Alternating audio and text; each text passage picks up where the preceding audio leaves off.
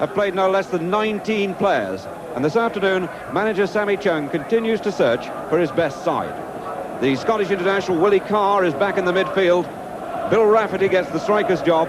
And with Peter Daniel going to full-back in place of the injured Palmer, Martin Patching plays at number 4. It's perhaps worth sparing a thought this afternoon for John McCall, 14 years a Wolves player and a little unlucky to have his testimonial year when Wolves are having a difficult time. Less than 5,000 attended his testimonial match recently and is hoped to be better supported at a number of special events still to be held in the town. Manchester United also make changes from the side beaten at home by Bristol City last week. Jimmy Nicholl replaces Albiston at number 2, and Brian Greenhoff, recovered from injury, makes a welcome return at number 4. But the happiest player in the United side today is Scottish international Joe Jordon. He became a father yesterday for the first time, a daughter who'll be named Lucy. The referee, Tony Glasson of Salisbury, and it will be Manchester United to kick off. Wolves, in their recent matches in good form at home, they've won 3 of the last 4. That's John McCall. Daly. Steve Daly. Watching in black and white, Manchester United in the white shorts, playing from right to left. Brian Greenhoff for the throw. Koppel leaving it for Jimmy Greenhoff. It's Willie Carr. Buchan leaving that for Nicholl. Bit of a chancy back pass right underneath Mel Eves' foot. Stuart Houston. McQueen. Forced to carry the ball. The players up front all marked. Been harried by Eves, but he was fouled as well. And McQueen signalling for the stretcher before the referee got there, for the trainer rather.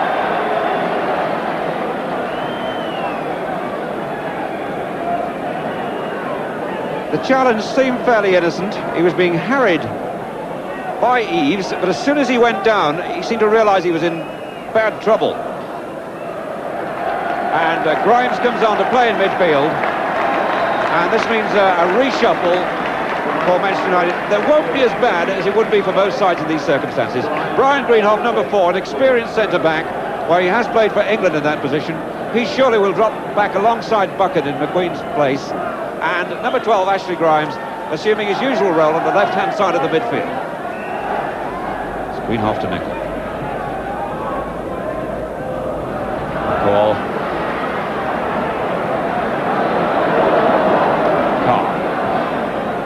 Hibbitt. Grimes got it, now Macari. Well stolen by Daniel. Rafferty to Hibbitt. Switch to Daly. He brought it down so well. The shot wasn't in the same class. Peter Daniel looking such a good signing for Wolves.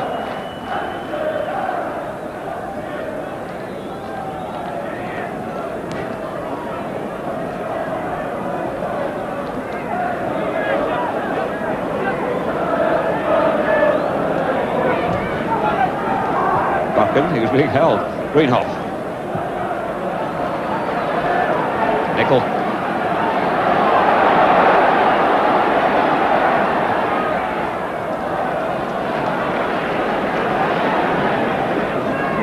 Macari.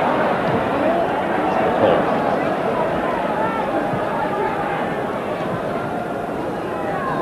In all the years John McCall has been at Wolves, he's never scored a goal in the Football League.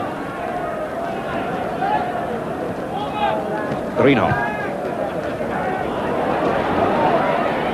And Nicholl, B team now, number 11, McElroy.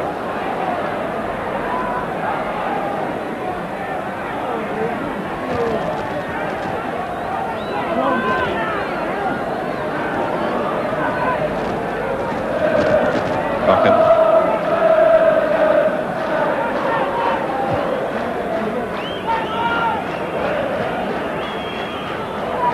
Macari kept it in. It's Grimes, beaten by Brazier. Matching in the way, Jimmy Greenhoff. Well, space for the shot. Reflected 1-0. And that's the way it goes when you're struggling. 22 minutes gone. Greenhoff found himself with the space then, but the deflection by Daniel gave the goalkeeper no hope at all. So, Manchester United lead 1-0. Sad because he's been having such a good game. The deflection left the goalkeeper absolutely stranded. And no doubt Sammy Chung, the Wolves manager, will be reflecting, when you are in trouble, everything seems to go against you. Brian Greenhoff. Jimmy Greenhoff. Macari. Grimes. On for Jordon. Hibbitt with him. Hibbitt thought that Jordon put it out of play, the linesman didn't.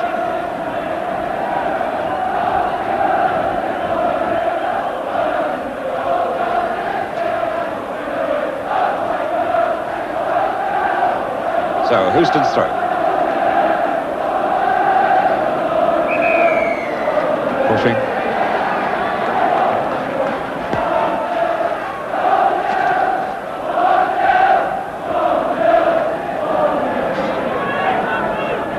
Macari.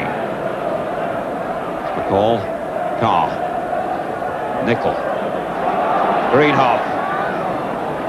McCall.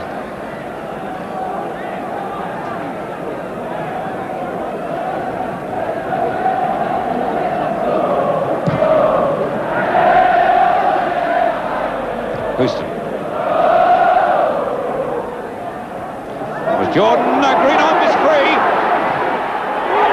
What a goal!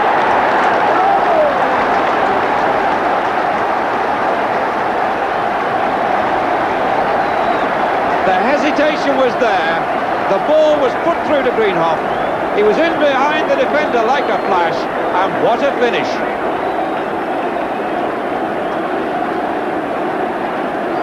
Gary Pearce, for the second time in the match, hadn't a hope. 29 minutes gone, Wolves 0, Manchester United 2. Daniel. Leaves, now Hibbitt.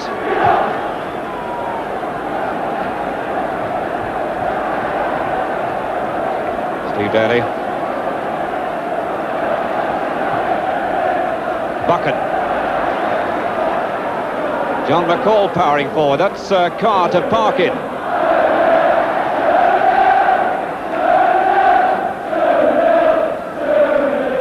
The Manchester United supporters in the background taunting Wolverhampton Wanderers. 2-0, 2-0 the cry. And Greenhoff's got them both. It's Nickel. McElroy. Parkin to McCall. Colin Brazier.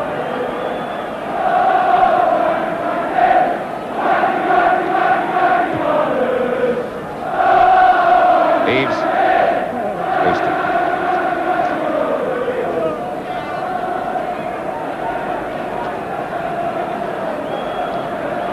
Daniel.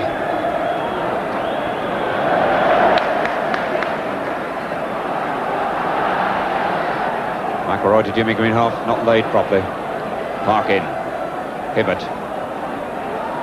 Daly. Good run by Hibbitt. It's in, 2-1. And the luck has turned slightly for Wolves.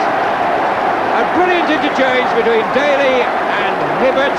Hibbitt played the ball, Daly quickly on for Hibbitt. Brilliant run by Hibbitt. And the goalkeeper, it went under him. He got his hand to it, but his hand turned it back in the net. So, 31 minutes gone, and Wolves pull one back. Wolverhampton Wanderers 1, Manchester United 2. Kick to be taken again. I think there's a word of sympathy there for goalkeeper Paddy Roach from one or two of the defenders. He got his hand to the ball, it was slightly under his body, but his hand not strong enough to hold the shot. It was powerfully struck, and it turned it back into the net. It was just the sort of reviver Wolves needed.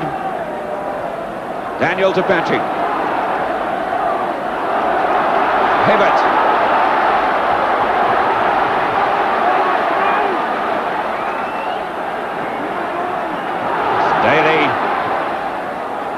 Parkin. And Eaves' arm was up, surely. But the referee hasn't whistled, has he? No, he's waving play on. I'm sure Melly's arm was up in the air then, trying to handle the ball. Koppel. Greenhoff. Koppel again. And the whistle's gone, just outside the area. Second United player with a shoulder knock. The news of Gordon McQueen is that he's got a badly torn shoulder muscle. Obstruction given, apparently. It's just inside the box. They can't score direct. Played back for Houston. He really got hold of that. All the power was there. But Gary Pearce right behind it. And took it very cleanly. Nickel. Now Hibbitt. Koppel. Macari. Parkin. This is Koppel. Greenhoff. He was really going to enjoy that. He really set himself up to tank it.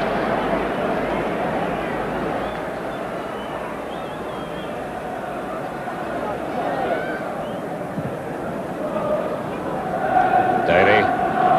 Beaten by Nickel, that's Parkin. Number 10 Eaves.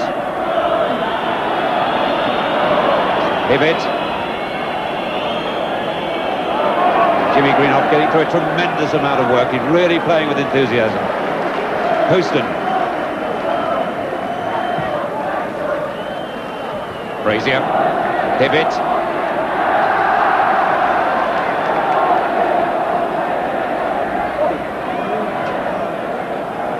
Parkin.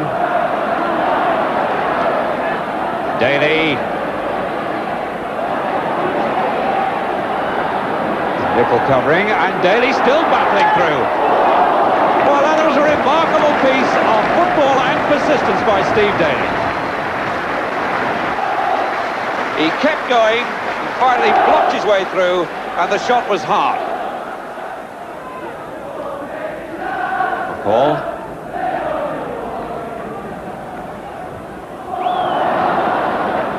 Carr. Parkin. Parkin beat by Koppel. McCall to Parkin again. McCall. Off. McElroy. Forced to check back. Koppel. McCall in the way. Carr. Rick Parkin.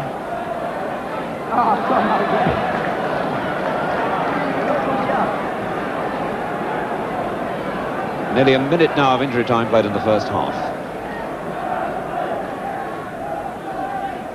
Good turn by McElroy. McCall in the way. Now Brian Greenhoff. 3-1.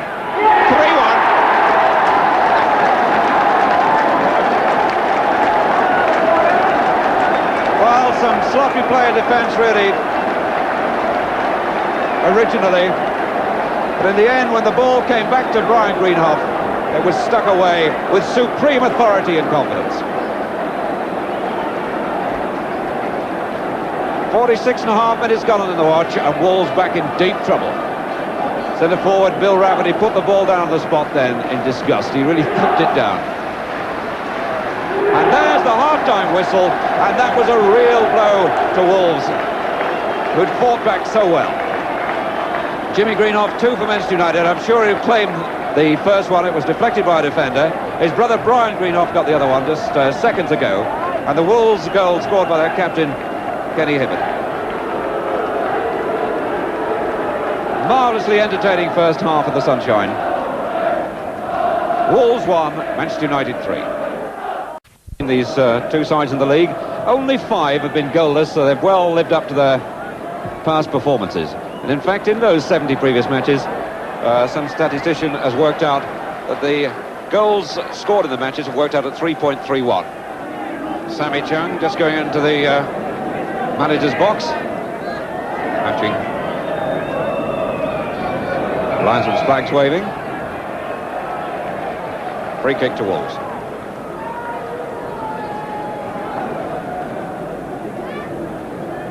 Peter Daniel. Brazier's been pushed forward. That's Brazier. Rafferty. Ah, is it a penalty? And the referee says no. And Rafferty gets up in anger, but the referee immediately shook his head. And the Wolves players are still looking at the referee, and somebody has said something to him. Is it Macari? What's happened? Well, there was something off the ball if it's a Manchester United player, but I thought it wasn't. He's calling one of the Wolves players to him, and I suspect it was something that was said.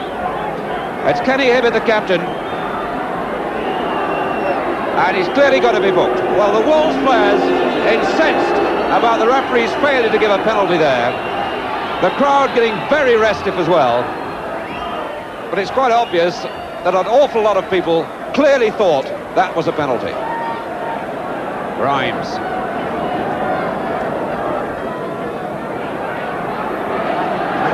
Good run, he's got pace. Now McElroy.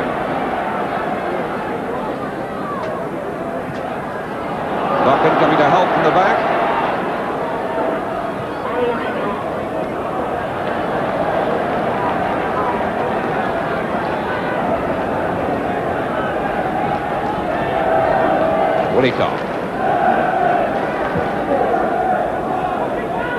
McElroy and Jordon.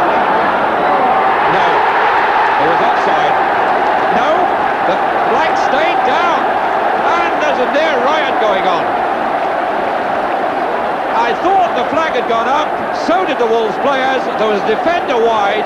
Jordon played to the whistle, flicked it over the goalkeeper's head, and the goal stands. 8 minutes gone. In the second half, the referee rightly checking with the linesman. The linesman kept the flag down, and I believe it was because a defender had stayed wide. There was a defender who was possibly not in the picture, very wide there, and I think that was the reason. And having just been refused a penalty at one end, they find themselves down by 3 goals now to what was, to say the least, a controversial decision.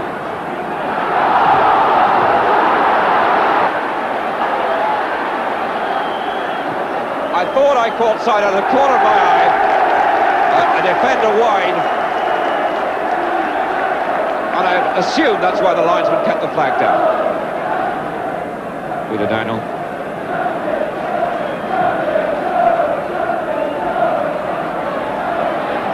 Eves. Rafferty. Eves. Right, Decorado. It's Hibbitt. Ryan Greenhoff. McCall. Foul by Brian Greenhoff, and Brian Greenhoff goes in the book.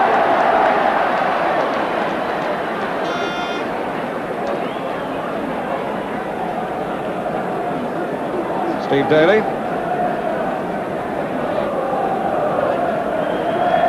Perhaps entering a plea on Brian Greenhoff's behalf, but the name's in the book.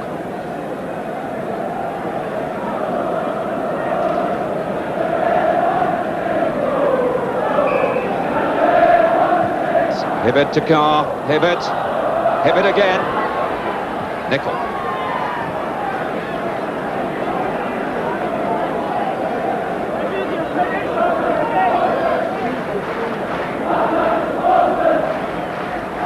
Rafferty, now number 11, Daly. What a goal, a magnificent goal. And the drama just goes on and on. Daly then, with all the neatness is displayed throughout the match, pulled the ball, struck it beautifully with the other foot, and Roach was left grasping thin air. 66 minutes in this remarkable match. Wolves 2, Manchester United 4. Roach still wondering what happened. Well, that was a gem. And so unexpected. Daniel. Corner.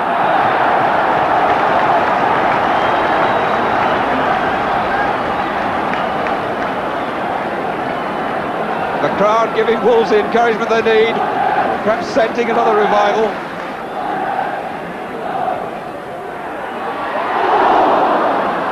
Goal kick.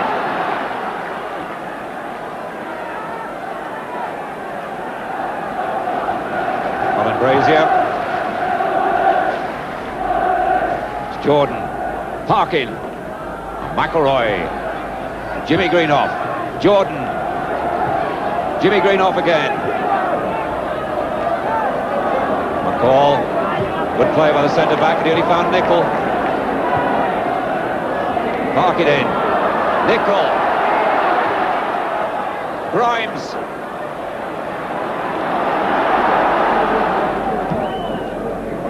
So he found Jimmy Greenhoff. Macari. Grimes. Number 7, Koppel. Chance. Saved at point-blank range by the goalkeeper. Just threw himself at the ball. He'd no time to do anything else. And Wolves escape. It's Koppel. And Brazier off the line. So Koppel robbed twice in about 10-15 seconds. Looping over the goalkeeper's head, and Brazier off the line. That's it. An astonishing match, with spectacular goals, controversy as well, comes to an end. Steve Daly, for me, the man of the match, scorer of one of the goals, but on the losing side. So the final score, Wolverhampton Wanderers 2, Manchester United 4. A really colourful and exciting match, full of entertainment, and there's plenty to argue about as well.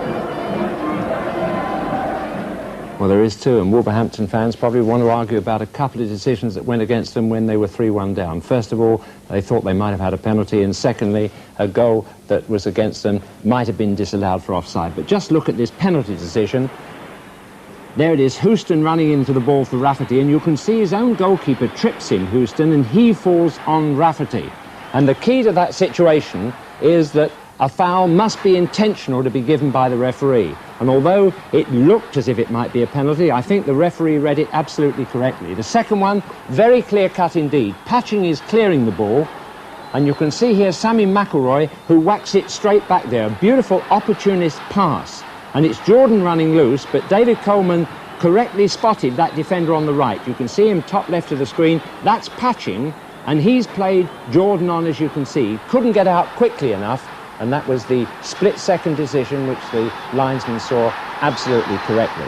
So that you can see these Wolves players now who got so excited when they were protesting here about both those decisions, particularly this second one, were wrong in showing dissent and wrong to show dissent as well, and doubly wrong in that case. They weren't even right in their appeal.